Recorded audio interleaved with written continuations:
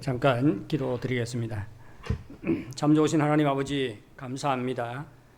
우리를 선택해 주시고 불러주시고 또 예수 믿게 하시고 또 구원해 주셔서 정말로 감사를 드립니다. 또한 이 땅에 사는 동안 늘 우리와 함께 하셔서 우리 앞길을 인도하시고 또 은혜로 채워주시고 또 우리의 필요를 공급해 주시니 정말로 감사를 드립니다. 늘 주님의 함께 하심을 믿게 도와주시고 또 우리를 향하신 주의 은혜의 손길이 우리를 떠나지 아니할 것을 믿게 도와주시고 그래서 늘 믿음으로 행할 수 있도록 도와주시기를 원합니다. 이 시간도 주님 앞에 모여 주님께 예배를 드릴 때 주께서 영광 받아주시기를 간절히 원합니다. 또한 이 시간 주님 앞에 머리 숙인 모든 심령들을 기억해 주시옵소서. 주의 말씀을 통해서 위로하시고 또 믿음을 더해 주시고 우리의 심령을 새롭게 하시고 우리의 삶이 더욱더 주님의 뜻에 행할 수 있도록 인도하여 주시기를 간절히 원합니다. 주의 말씀을 들을 때 성령께서 역사하셔서 우리에게 말씀해 주시고 그래서 주의 뜻을 붙잡고 살아가게 하여 주시옵소서. 감사하며 예수님의 이름으로 기도하옵나이다. 아멘. 오늘은 고린도전서 15장 마지막 설교가 되겠습니다. 바울은 고린도전서 15장에서 우선 자신이 전하는 복음이 예수 그리스도의 죽음과 부활에 관한 복음이라고 말합니다. 그러면서 우선 예수님의 부활은 실제로 일어난 객관적인 사실이라고 말했습니다. 이어서 바울은 예수님의 부활은 우리 부활의 첫 열매이기 때문에 예수 믿는 우리도 예수님과 같이 다 부활할 것이라고 말했습니다. 세 번째로 바울은 우리도 예수님처럼 부활하는데 예수님과 같이 영광스러운 몸으로 부활할 것이라고 말했습니다. 오늘 본문에서 바울은 우리가 언제 부활하게 되며 또한 부활의 소망을 가진 자는 어떠한 삶을 살아야 하는가를 가르치고 있습니다. 바울은 오늘 본문에서 우선 부활의 필요성에 대해서 말합니다. 우리 51절을 우리 같이 보시겠습니다. 성경 구절을 띄워주세요. 51절입니다. 51절 우리 다 같이 읽겠습니다. 50절이네요. 50절요. 다 같이 읽게 시작. 형제들아 내가 이것을 말하노니 혈과 육은 하나님 나라를 이어받을 수 없고 또한 썩는 것은 썩지 아니하는 것을 유업으로 받지 못하느니라. 혈과 육은 하나님 나라를 이어받을 수 없다. 그리고 썩는 것은 썩지 아니하는 것을 유업으로 받지 못한다. 그렇게 말하고 있지요. 여기서 혈과 육 그리고 썩는 것은 무엇을 가리킵니까? 혈과 육은 뭘요? 우리 이 몸을 가리킵니다. 우리 이 몸으로는 그리고 썩는 것도 이 우리 몸을 가리킵니다. 우리 이 몸으로는 하나님 나라를 받을 수도 없고 하나님 나라에 들어갈 수도 없다는 말입니다. 그러면 왜 우리가 지금의 이 몸을 가지고 하나님 나라에 들어가지 못하는 걸까요? 왜 그렇습니까? 하나님 나라에는 하나님의 영광으로 가득하기 때문입니다. 어두움이 빛 앞에서 견디지 못하고 사라지지요. 그렇지 않습니까? 어두움이 빛 앞에서 견디지 못하고 사라집니다. 마찬가지로 우리 지금의 육체로는 찬란한 하나님의 영광 앞에 설 수가 없습니다. 하나님 나라에는 하나님의 영광으로 가득하지요. 따라서 우리가 이 썩게 되고 또 이러한 육체로는 영광스러운 하나님 앞에 나아갈 수가 없습니다. 올챙이는 어디서 살아요? 물 안에서 살지요. 그런데 올챙이가 이 땅에서 살기 위해서는 어떻게 돼야 됩니까?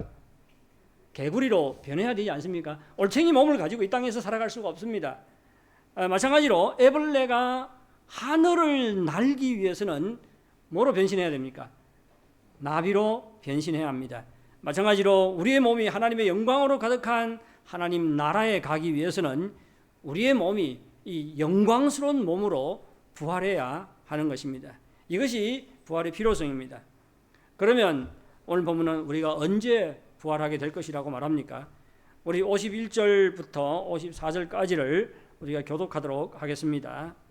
보라, 내가 너희에게 비밀을 말하노니 우리가 다 잠잘 것이 아니요 마지막 나팔에 순식간에 호련히 다 변화되리니 나팔 소리가 나매 죽은 자들이 썩지 아니할 것으로 다시 살아나고 우리도 변화되리라. 이 썩을 것이 반드시 썩지 아니할 것을 입겠고 이 죽을 것이 죽지 아니함을 입으리로다. 이 썩을 것이 썩지 아니함을 입고 이 죽을 것이 죽지 아니함을 입을 때에는 사망을 삼키고 이기리라고 기록된 말씀이 이루어지리라. 바울은 51절에서 자신이 비밀을 너희에게 말한다고 말하고 있지요. 여기서 비밀은 지금까지 감추어져 있던 것인데 하나님께서 계시로 우리에게 알려준 복음의 비밀을 말합니다. 바울은 자신이 말하는 것이 비밀이라고 말합니다. 이것은 자신이 만들어낸 이야기가 아니라는 것입니다. 하나님께서 계시로, 하나님의 계시로 주어진 것이라고 말하고 있습니다. 여러분, 부활의 비밀은 하나님께서 알려주지 않으면 누구도 알 수가 없는 것들이죠. 보세요. 예수님께서 부활한다고 우리가 꼭 부활한다는 보장이 어디에 있습니까? 예수님께서 부활한 것을 보고 그럼 우리도 부활하겠네, 그렇게 믿을 수 있어요? 없어요? 믿지는 못합니다. 그런데 하나님께서는 예수 그리스도를 죽은 자 가운데서 부활시키셨을 뿐만 아니라 우리도 장차 부활하는 것을 보여주셨지요. 그리고 우리도 장차 부활할 것에 대해서 계시로 우리에게 깨닫게 하신 것입니다. 바울은 하나님께서 계시해 주시기 때문에 부활의 비밀을 알게 된 것입니다. 그러면 바울이 알게 된 부활의 비밀은 오늘 본문에서 어떤 비밀이라고 말합니까? 바로 부활의 때에 관한 것입니다. 우리 51절, 52절을 다시 한번 보시기 바랍니다. 우리가 다 잠잘 것이 아니요 마지막 나팔에 순식간에 호련히 다 변화되리니 라고 말하고 있죠. 잠잘 것이 아니요 마지막 나팔에 순식간에 호련히 변화된다. 마지막 나팔 때는 언제를 가리켜요? 예수님께서 재림하실 때를 말하는 것이죠. 예수님께서 재림하실 때 나팔 소리 가운데 온다고 우리가 금방 읽은 데살로니가 전서 16장에서 말하고 있지요. 주께서 호령과 천사장의 소리와 하나님의 나팔로 친히 하늘로 쫓아 강림하시리니. 예수님께서 다시 오실 때는 태어날 때처럼 가만히 오는 것이 아니지요. 호령과 천사장의 소리와 하나님의 나팔 소리 가운데 재림한다고 가르치고 있습니다. 예수님께서 이 땅에 태어날 때는 아주 초라한 인간의 모습으로 왔잖아요. 하지만 예수님께서 재림하실 때는 어떤 모습으로 올까요? 영광스러운 하나님의 모습으로 이 땅에 오는 것이지요. 영광스러운 신적 신분과 영광스러운 왕의 신분으로 오십니다. 그런데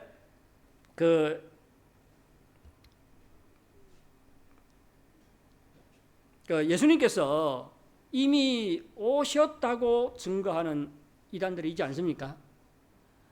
혹시 들어보셨어요? 그 중에 하나가 중국에 아주 많이 퍼져 있는 동방번개입니다. 동방산된 들어보셨죠?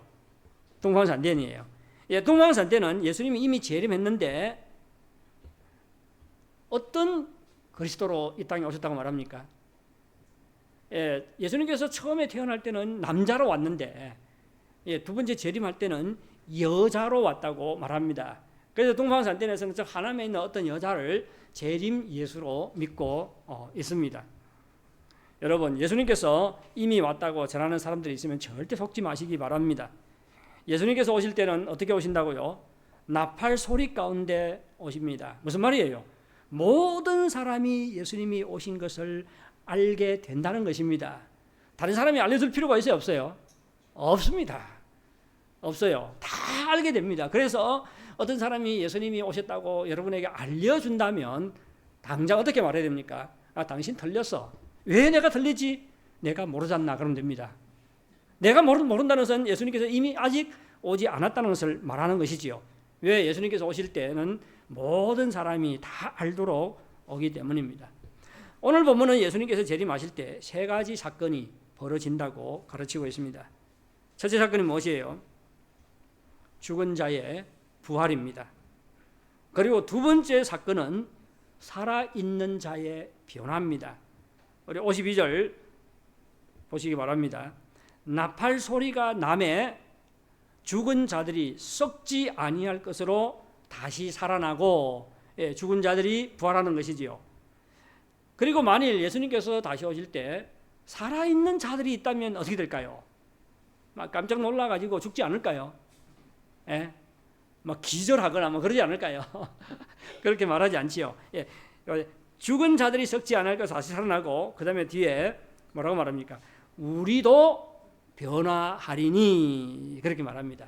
여기서 우리는 예수님께서 다시 오실 때 살아있는 자를 두고 하는 말입니다. 예수님께서 재림하실 때 예수 믿고 죽은 자들은 다 영광스러운 몸으로 부활합니다. 우리 지금의 몸은 죽을 몸이고 썩을 몸이지요. 하지만 우리가 부활하게 되면 더는 죽지 않고 썩지 않는 영광스러운 몸으로 부활하게 됩니다. 예수님께서 다시 오실 때 살아있는 자들은 뭐 기절하거나 막 놀라가지고 막 죽거나 그러는 것이 아니라 죽지 않고 어떻게 됩니까? 우리도 변화하리니, 그러지요. 뭐가 변한다는 거예요? 뭐가 변한다? 우리의 몸이 변하는 것을 말합니다.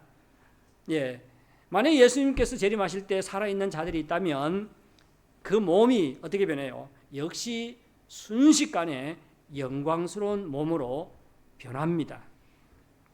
이것이 그 예수님께서 재림하실 때 벌어지는 두 가지 사건이지요.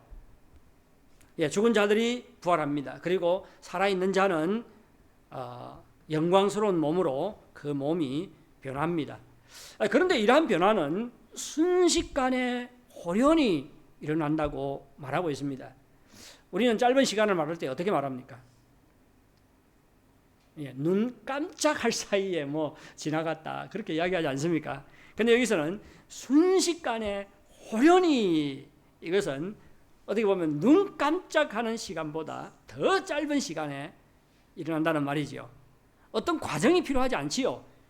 물론 뭐 죽은 자들이 먼저 일어나고 그 후에 살아남은 자도 뭐 변화돼 가지고 그 영광스러운 몸으로 변합니다. 이런 순서는 있어요. 근데 그 순서가 죽은 자들이 다 먼저 일어난 다음에 막 한참 지나 가지고 살아있는 자가 변화된다, 그런 뜻이 아니에요. 이거는 순식간에 호련히, 어떻게 보면 눈 깜짝할 사이보다도 더 짧은 시간 안에 일어나는 사건입니다. 예수님이 재림할 때 죽은 자들이든 살아있는 자들이든 다 순식간에 호련히 영광스러운 몸으로 변화하게 됩니다. 부활의 몸은 죽지도 않고 썩지도 않는 몸이라고 53절은 말하고 있지요. 그러면 예수님께서 재림하실 때 벌어지는 세 번째 사건은 무엇일까요? 우리 54절 마지막을 보면 어떻게 말하고 있습니까? 사망을 삼키고 이기리라고 기록된 말씀이 이루어지리라, 이렇게 말하고 있죠. 여러분, 사망은 커다란 블랙홀처럼 수많은 사람들을 삼키고 있지요. 하지만 예수님께서 재림하실 때가 되면 사망이 삼킴을 당한다고 말합니다. 이것은 무슨 뜻이에요? 사망이 죽임을 당한다는 말이지요. 사망이 사형을 당한다는 말입니다. 사망이 끝장난다는 말입니다. 그때가 되면 사망이 삼킨 바가 되어서 더는 힘을 발휘하지 못하고 사람의 생명을 삼키지 못하게 됩니다. 그런데 사망을 삼키고 이기리라는 말은 이사야서 25장 8절 말씀입니다. 성경의 기자들은 어떤 성경 구절을 인용할 때 그 인용한 말만 말하기 위해서가 아니라 그 말이 포함된 그 성경 구절 전체를 어떻게 돼요? 나타내기 위해서 하는 경우가 많습니다. 우리가 이사야서 25장 8절을 보면 이렇게 말하지요. 사망을 영원히 멸하실 것이라. 주 여호와께서 모든 얼굴에서 눈물을 씻기시며 자기 백성의 수치를 온 천하에서 제하시리라. 여호와께서 이같이 말씀하셨느니라. 하나님께서 사망을 멸하실 때 우리 얼굴에서 눈물을 씻기십니다. 그리고 수치를 온 천하에서 제하십니다. 여러분, 우리는 이 세상 사는 동안 많은 슬픔을 겪으면서 삽니다. 신앙 때문에 조롱을 당하기도 하고 수치를 당할 때도 있습니다. 하지만 우리가 알아야 할 것은 예수님께서 재림하실 때 하나님께서는 우리 얼굴에 흐르는 눈물을 닦아주십니다. 그때가 되면 더는 슬픔이 없습니다. 조롱과 수치가 없습니다. 여러분, 예수님께서 영광 중에 재림하실 때 우리에게 벌어질 세 가지 사건을 기억하시기 바랍니다. 이미 죽은 자는 더는 죽지 않고 썩지 않는 영광스러운 몸으로 부활합니다. 그리고 예수님께서 재림하실 때 살아있는 자는 죽고 썩어야 할 몸이 영광스러운 몸으로 변화하게 됩니다. 그리고 사망이 죽임을 당합니다. 그래서 더는 사망이 없는 세상이 되는 것입니다. 그러면 이러한 영광스러운 부활의 소망을 가진 우리는 어떠한 삶을 살아야 할까요? 우리는 오늘 본문에서 세 가지를 발견할 수가 있습니다. 우선 죽음에 대한 바른 인식을 가지고 살아가야 합니다. 예수님께서 죽음을 이기셨다고 말하지만 우리 그리스도인들 죽어요, 죽지 않아요? 죽습니다. 우리는 다 죽어요. 예수 믿지 않은 사람들 죽을 뿐만 아니라 우리 예수 믿는 사람들도 다 죽습니다. 그래서 우리가 믿지 않는 사람들과 별 차이가 없는 것 같아요. 하지만 절대 그렇지 않습니다. 우리는 다 죽어요. 하지만 그리고 죽음은 우리를 슬프게 하지요. 그렇지 않습니까? 제가 금요일 날에 그 한어부의 한 자매님 어머님이 세상을 떴어요. 그래서 제가 급히 그 당일치기로 헌안에 갔다 왔습니다. 아침 8시 기차로 가니까 오후 한 1시쯤에 그 집에 들어갔어요. 그리고 그 집에서 2시에 출발해가지고 화장터에 가서 화장을 하고, 근데 떠나기 전에 그 집에서 간단하게 가족들과 함께 그 말씀을 전하고 기도하는 시간을 가졌습니다. 그리고 장례식까지 이렇게 따라갔어요. 거기서 한 40분 정도 있다가 제가 기차 시간 때문에 급히 또 조커 동장까지 먼저 떠났습니다. 제가 도착해서 우리가 많은 기도를 했어요. 근데 젊은 나이에 돌아갔습니다. 제가 물었어요. 연세가 어떻게 되는가고. 그랬더니 56살이 돼요. 제보다 1살 어립니다. 돌아가신 분이요. 남편이 제보다 2살 이상이고, 그리고 우리 교회 다니는 그 사모님은 24 살이에요. 그리고 어린 또 여동생이 하나 있습니다. 지금 초등학교 6학년인지 아니면 중학교 1학년인지 잘 모르겠어요. 그러니까 이 어머니가 병으로 암을 오래도록 앓았거든요. 이 돌아가는 것이 얼마나 그 가정에게는 큰 타격이겠습니까? 사랑하는 가족을 떠나보내는 것보다 슬픈 일이 없지요. 특히 우리의 가족이 병으로 일찍 세상을 떠나 예상치 않는 불의의 사고로 목숨을 잃게 되면 우리의 슬픔은 이루다 말할 수가 없습니다. 죽음은 우리에게 슬픔과 고통과 두려움을 가져다 줍니다. 그래서 죽음 앞에서 한없이 약해지는 그리스도인들이 많습니다. 만일 우리가 죽음에 대한 바른 인식을 가지게 되면 죽음 앞에서 약해지고 두려워하는 것이 아니라 죽음을 맞이할 때 담대할 수가 있습니다. 평안히 죽음을 맞이할 수가 있습니다. 여러분, 하나님께서 인간을 만드실 때 인간이 한동안 살고 죽도록 만든 것은 아니잖아요. 죽음은 아담의 죄로 이 세상에 들어온 것입니다.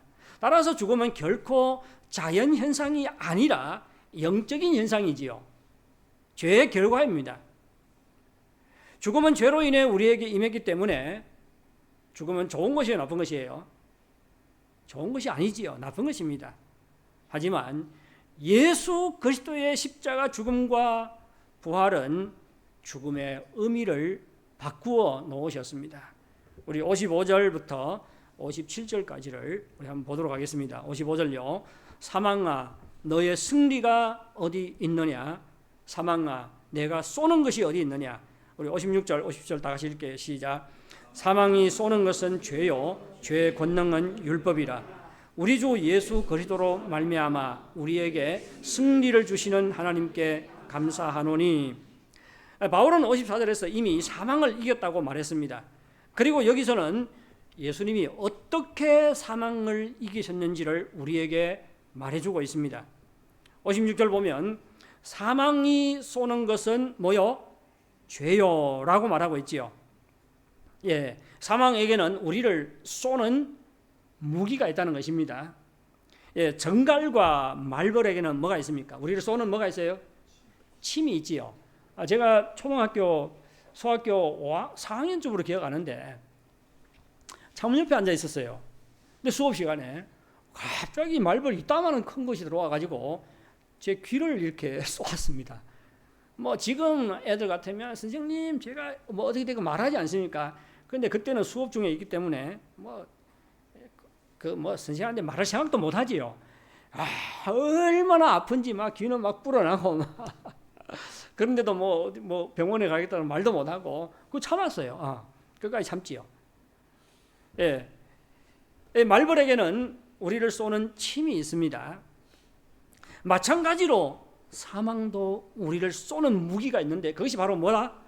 죄라고 말하고 있지요. 사망은 죄를 통해서 우리를 죽게 만듭니다.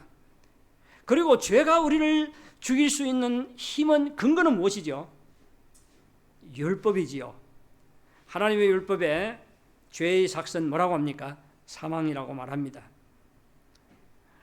그래서 모든 인간이, 모든 죄인들은 율법의 심판을 받아서 죽게 되는 것이지요. 그런데 하나님께서 예수 그리스도를 통해서 우리에게 승리를 주셨습니다. 어떻게 승리를 주신 것이지요?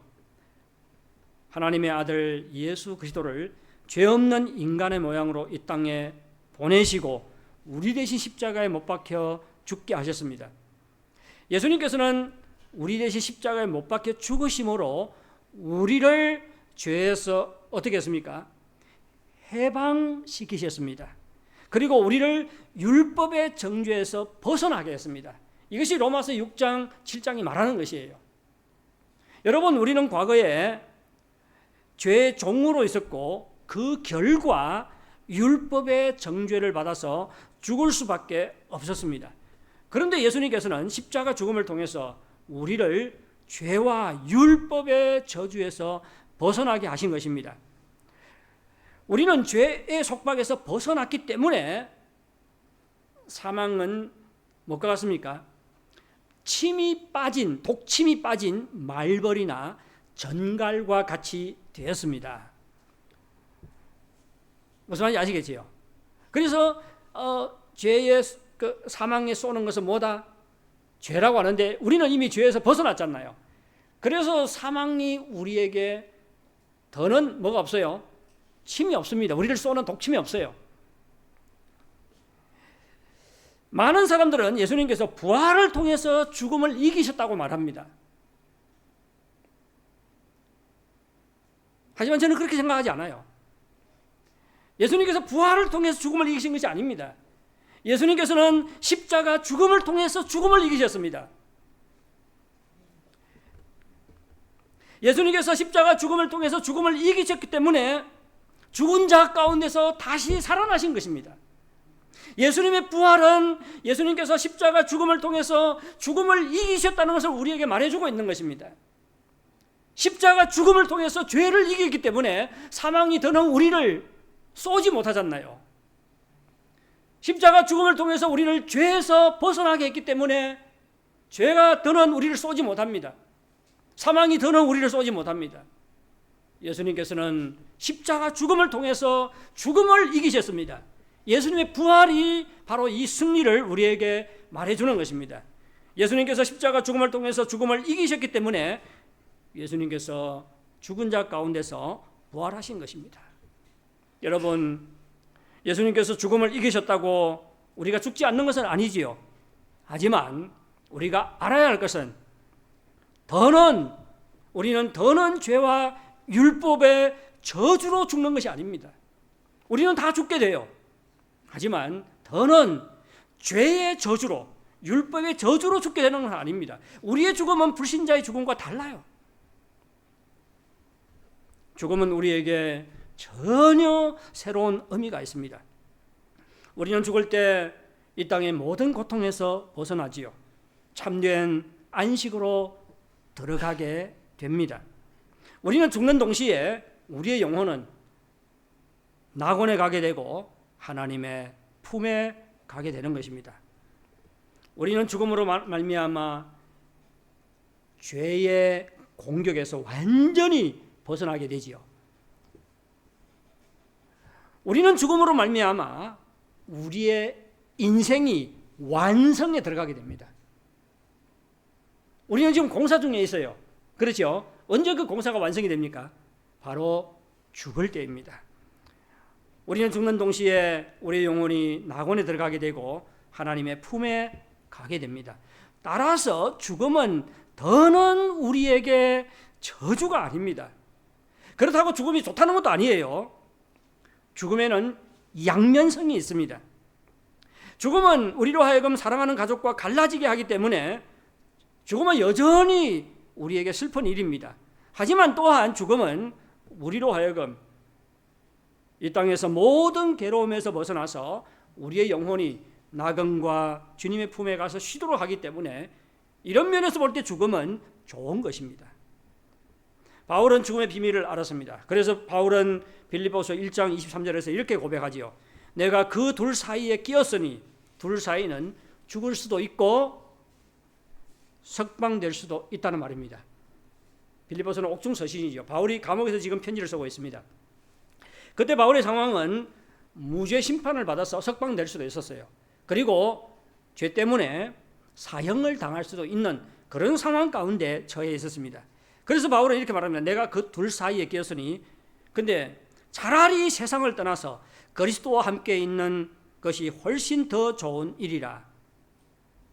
만일 여러분이 감옥에서 석방될 수도 있고 사형 판결을 받아 죽임을 당할 수도 있다면 무엇을 선택하겠습니까?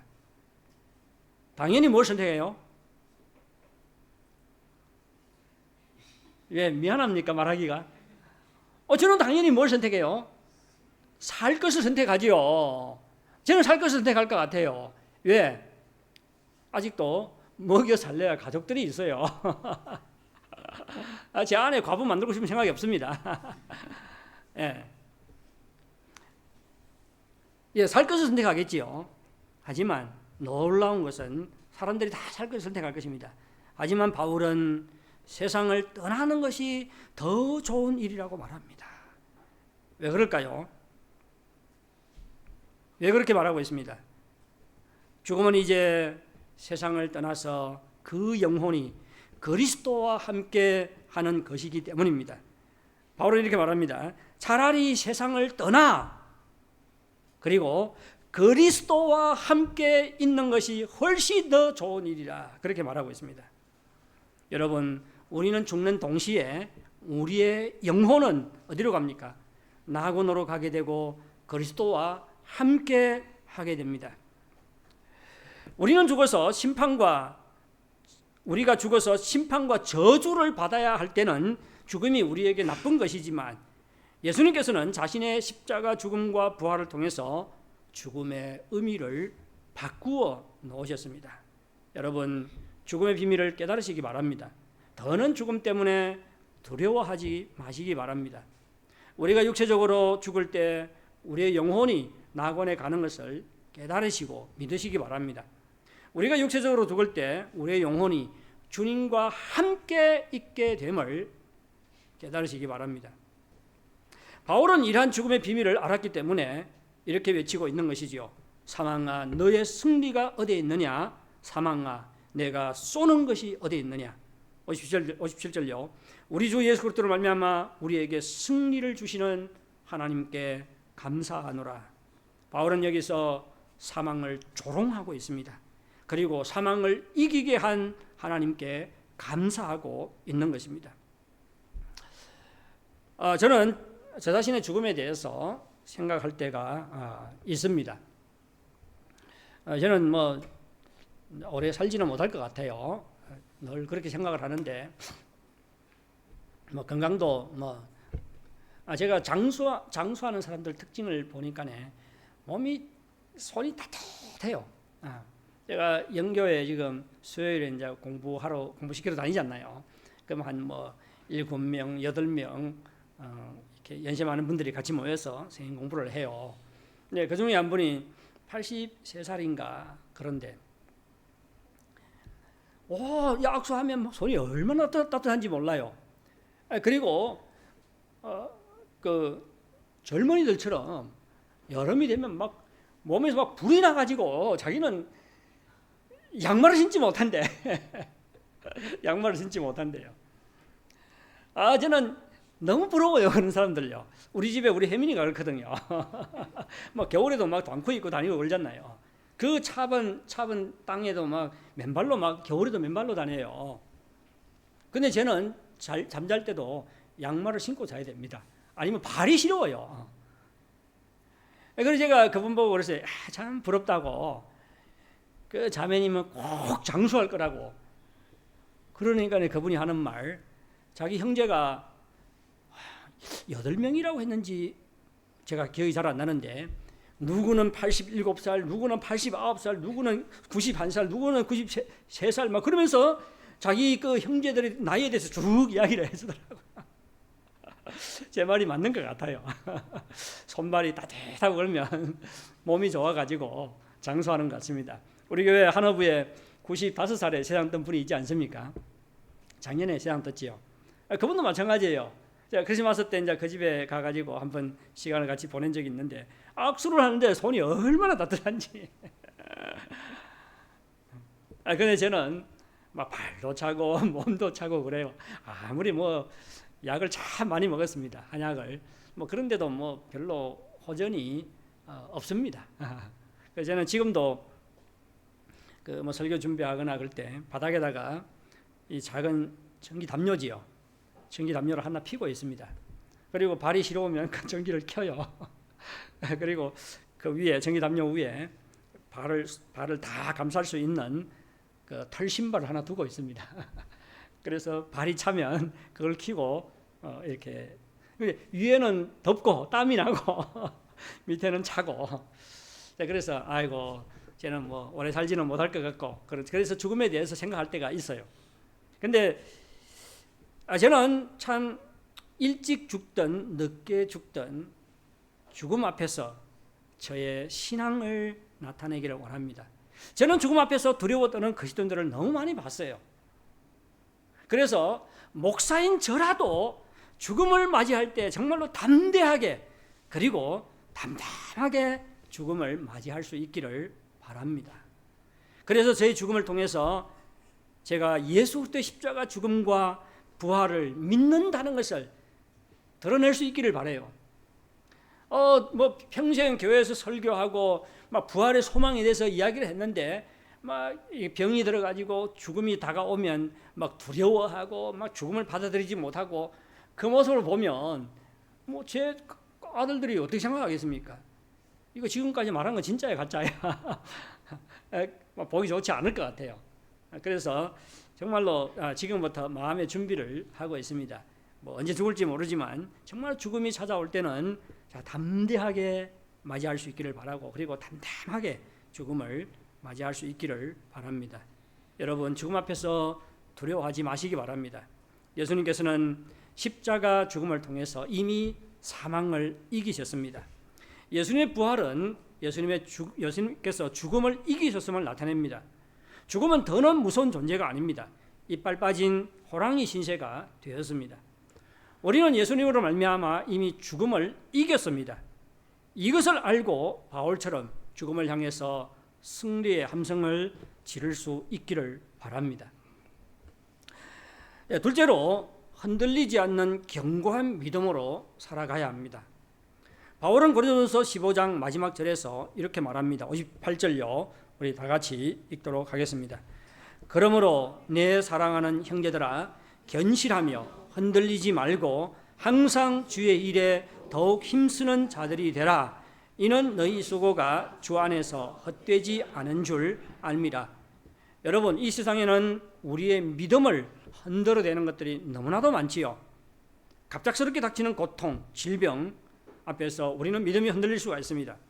사람들의 조롱, 핍박 때문에 우리의 믿음이 흔들릴 수가 있어요. 죽음이 찾아올 때 우리가 한없이 취약해져서 믿음이 흔들릴 수가 있습니다.